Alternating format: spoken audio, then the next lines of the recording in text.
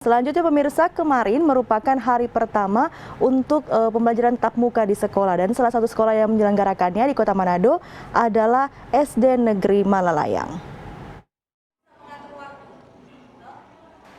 Beginilah suasana hari pertama pembelajaran tatap muka atau PTM di sekolah, tepatnya di Sekolah Dasar Negeri Malalayang, Kota Manado pada Jumat pagi. Dalam penerapan PTM, jumlah murid dibatasi per kelompok. Setiap kelas terdiri dari 3 hingga 5 siswa yang belajar sesuai protokol kesehatan baik dari kelas 1 hingga kelas 6. Adapun jam PTM yang diberlakukan mulai pukul 8 hingga berakhir pada pukul 10 pagi atau hanya 2 jam belajar di dalam kelas. Sementara aturan lainnya, siswa tidak diizinkan makan di luar, melainkan membawa makan sendiri dari rumah. Kalau jam istirahat tidak ada, Pak. Jadi makanan bawa dari rumah. Pertama mereka masuk di dalam kelas. Mereka tidak boleh lagi keluar selama jam pelajaran itu dimulai. Sampai selesai 2 jam baru mereka pulang. Iya. Jadi hari pertama ini paling itu 5 orang. 5 orang. Iya.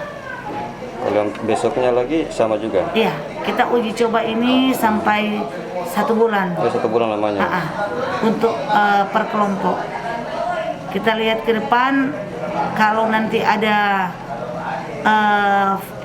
kendala-kendala atau tidak ada kendala, kita maju terus sampai 50%. Orang tua murid yang mengizinkan anaknya PTM di sekolah mengaku sudah kewalahan mengajarkan anaknya di rumah selama pembelajaran online.